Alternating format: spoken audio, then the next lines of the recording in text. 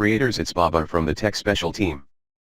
I'm here to give you a quick sneak peek into some of the cool features we're working on. One improvement we're working on is to make upload defaults more powerful. We want to bring upload defaults to mobile, allow multiple upload templates, and also allow you to quickly and easily clone your settings from one of your previous videos, so you don't need to retype everything each time you upload.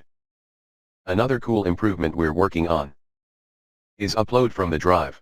Hopefully we'll be able to save a ton of time and bandwidth and storage on your device by allowing it to just upload videos that are already essentially on your cloud drive folder.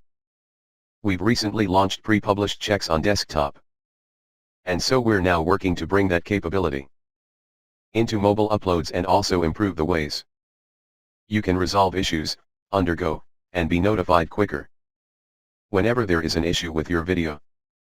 Stay tuned for that one. We are also working on more futuristic stuff, like auto-generated description and title, and enhancing your thumbnails based on the latest AI models that we have.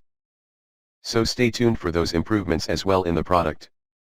If there is anything you'd like to see added to the studio, across mobile or desktop, let us know in the comments below.